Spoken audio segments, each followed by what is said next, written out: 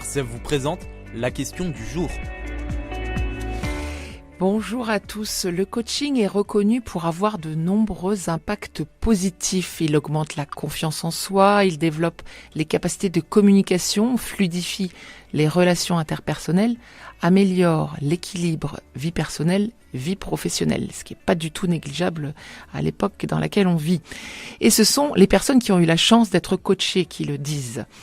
Mon invité, Éric Chabot, coach conférencier qui bouscule les idées reçues sur la confiance, notamment en milieu professionnel, vient aujourd'hui nous présenter son intuition, sa vision devenue réalité, un coaching accessible à tous.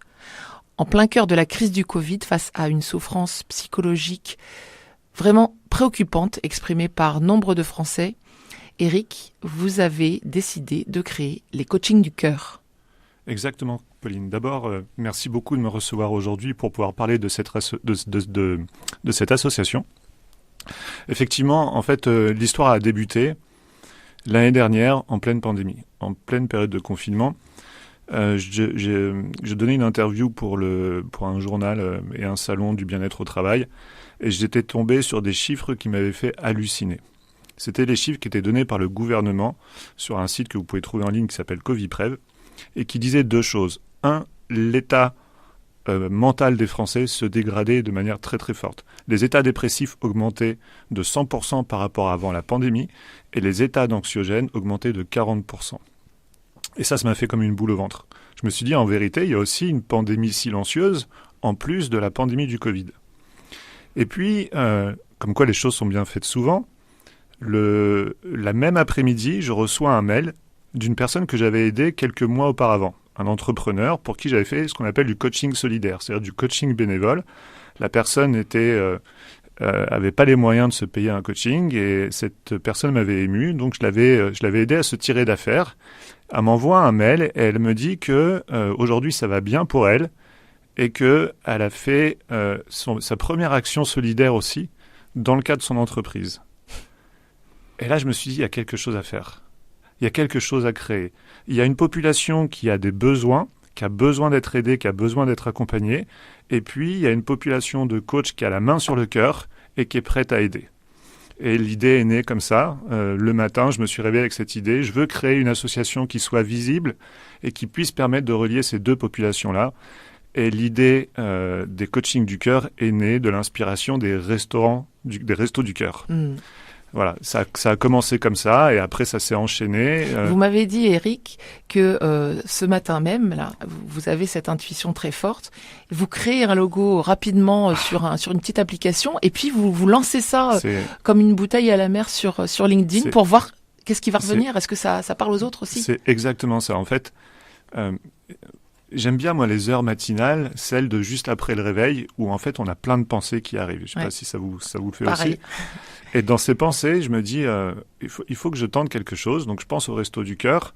Et je suis monté directement à mon bureau. J'ai un bureau au 2e étage. Je suis pas allé prendre de petit déjeuner. En fait, il fallait absolument que je couche sur le papier. Et je vais sur un logiciel en ligne gratuit pour créer des logos. Et je crée un logo pour donner une image, en fait, une réalité en fait à l'association. Et donc, c'était un cœur avec deux mains qui soutenaient ce cœur-là. Et je communique sur les réseaux sociaux. Je suis très très présent sur LinkedIn. Je vous invite à me rejoindre d'ailleurs sur mon réseau. Et je dis voilà, il faut qu'on crée quelque chose. Vous êtes coach, vous avez envie d'aider, vous faites déjà du coaching solidaire, mais vous voulez participer à quelque chose de plus grand. Ben, je vous invite à me rejoindre. Je suis tout seul. Est-ce que vous voulez m'aider à créer cette initiative ? Et ça a eu une grosse résonance en fait. Combien de réactions ? J'ai reçu au moins une 50aine de mails. Waouh. Voilà, de personnes qui disaient c'est une super idée, etc. Et dedans, il y avait des personnes qui avaient du temps, parce que je demandais aussi d'investir du temps, parce qu'il y avait énormément de choses à faire. Et 10 personnes m'ont rejoint, m'ont dit moi je rentre dans l'association, je veux t'aider à construire, à monter cette association. Et du coup, ces 10 personnes qui m'ont suivi depuis le début, je les appelle les fondateurs du cœur. Et ils font partie des statuts de l'association qui a été créée maintenant le 26 octobre dernier. Donc l'association est lancée. Avant d'aller plus loin pour expliquer son fonctionnement, rappelez-nous reprécisez-nous ce que c'est et ce que n'est pas aussi le coaching. C'est une excellente question parce qu'il y a beaucoup de confusions qui sont faites. Il y a beaucoup de gens qui pensent qu'on peut résoudre tout à travers le coaching. Or, le coaching, ce n'est pas de la thérapie. Ce sont deux choses qui sont complètement différentes. Le coaching, c'est un accompagnement. Et la grosse différence avec la thérapie, c'est que le coaching, il est limité dans le temps. Donc, en général, on n'excède de pas 6 mois sur un accompagnement de coaching. Maintenant, qu'est-ce que le coaching ? Et comment savoir si, aujourd'hui, je peux être accompagné par un coach ? Est-ce que c'est vraiment un coach qui va pouvoir m'aider ? Alors, il y a plein de définitions du coaching. Moi, j'ai une image, en fait, qui parle assez aux gens. C'est que le coaching, on va imaginer que c'est un moyen de transport. Ça peut être une voiture, ça peut être un bus, ça peut être un avion, c'est ce que vous voulez. Mais c'est un moyen de transport qui va me permettre de nous amener d'un point A, qui est le point de ma problématique d'aujourd'hui, de ce que je suis en train de vivre, à un point B, qui est la situation espérée. Et c'est ce véhicule qui va me permettre de me transporter de ce point A à ce point B, et accompagné évidemment de quelqu'un qui est professionnel, qui connaît les outils, qui connaît les méthodes, qui connaît l'art de la question, l'art de l'écoute, pour pouvoir accompagner à travers ce véhicule cette personne-là. Et quand on prend cette image, ce qui est intéressant, c'est pourquoi ne pas rendre accessible ce véhicule à toute la population ? Est-ce qu'on peut construire une société qui soit saine et pérenne avec des gens qui n'ont pas accès à la possibilité d'avoir un véhicule, d'accéder au bus, d'accéder au train, d'accéder au métro, ou même d'avoir un vélo, pourquoi pas ? C'est vraiment en fait la question qui m'a inspiré, qui m'a fait dire créons ce véhicule, créons ce moyen de transport, rendons-le accessible à toute la population. À toute la population. Je pense qu'il est important aussi de préciser que le coaching, c'est pas fait à votre place je ferai ci ou à votre place je ferai ça. C'est pas du conseil. C'est vraiment aider la personne que l'on accompagne à puiser en elle la solution à son problème. C'est ça, c'est faire émerger en fait les solutions qu'elle a en elle de manière à la rendre autonome le plus rapidement possible. Alors on a compris, votre intuition c'est de rendre le coaching accessible à tous. À qui ça s'adresse ? Et là, vous avez créé une plateforme. Qui est-ce qui peut dire j'ai besoin, est-ce que vous pouvez m'aider ? Alors d'abord, vous allez trouver toutes les informations sur cette plateforme en faisant www.lescoachingducoeur.com. Je pense que c'est important qu'on puisse le dire. Tout à fait. Et même, je le répète pour que ça soit entendu, www.lescoaching avec un S, du cœur, le tout attaché.com. Et quand je dis accessible pour tous, le coaching est aujourd'hui accessible pour une majorité de la population qui a les moyens de se payer un coaching. Et moi, je voudrais compléter l'accessibilité de ce coaching aux personnes qui n'ont pas les moyens, aux personnes qui sont les plus démunies, même de façon temporaire. Et quand on dit donc rendre accessible le coaching aux personnes les plus démunies, donc c'est limité à des conditions de revenus. Et pour pouvoir bénéficier d'un coaching solidaire bénévole, il faut pouvoir justifier sur la plateforme. Donc on va demander les sources de revenus, la feuille d'imposition par exemple, et il faudra justifier d'un revenu inférieur à 1 700 € net par foyer fiscal. Il fallait fixer une limite et il faut vous l'avez fixer fait. une limite, mais regardons ce que ça représente 1 700 € net par foyer fiscal. Pour un couple, dans une famille qui va avoir des enfants, c'est un SMIC plus un RSA. Oui. Voilà. Donc, pour toutes ces familles qui gagnent ça, ou moins bien entendu, on veut pouvoir rendre accessible le coaching et pouvoir les aider à construire un meilleur avenir, exactement ce que vous avez dit en début, donc une confiance en soi plus grande, des relations interpersonnelles plus fluides et puis un meilleur équilibre de vie pro et perso. Les coachs, donc vous l'avez dit, viennent s'engager gratuitement au service de ces publics qui n'auraient pas les moyens de les payer. Mais vous l'écrivez sur votre plateforme. Votre objectif, c'est de créer des cercles vertueux de dons et de contre-dons. C'est très important d'expliquer. Alors, les coachs du cœur, d'abord, comment en fait on les référence dans la plateforme. Il faut nécessairement qu'ils soient diplômés ou certifiés, c'est-à-dire que ce sont tous et toutes des coachs professionnels. Donc c'est important de le dire parce qu'on attache une forte attention à sécuriser tout le processus de coaching à travers cette plateforme. Donc on met des verrous de manière à sécuriser le coach dans son métier, mais aussi le coaché dans son accompagnement. Donc une question qui revient souvent, c'est mais est-ce que le coaching peut rester efficace si le coaché ne paie pas finalement son coaching ? D'abord, c'est une vraie bonne question. Mais je voudrais juste faire un parallèle avec le monde de l'entreprise. Dans l'entreprise, on a ce qu'on appelle les coachings tripartites, c'est-à-dire que c'est rarement le dirigeant ou le manager qui paie son propre coaching, mais c'est son entreprise. Donc on a les mêmes conditions, en vérité. Et puis, nous allons avoir un rôle à jouer d'éducation à travers les coachings du cœur.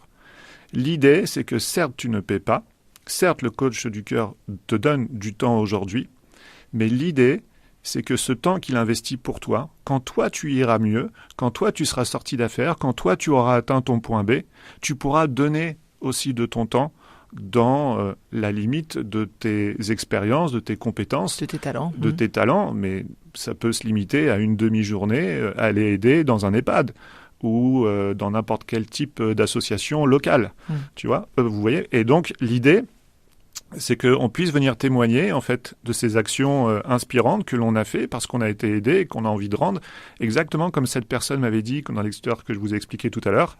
J'ai aidé, pour la première fois, j'ai aidé quelqu'un parce que ça m'a été inspiré par le fait que toi, tu es venu m'aider, me tendre la main à ce moment-là. C'est ça les cycles de don et de contre-don. Le cycle du don, c'est tout simplement apprendre à savoir demander quand on a besoin d'aide. C'est savoir donner aux autres, donc donner de son temps, donner de sa compétence, donner de son amour. C'est savoir recevoir cet amour, recevoir ce temps, savoir se dire que c'est pas grave d'être redevable en vérité. Et puis, c'est savoir rendre à un moment donné, de manière à compléter le cycle.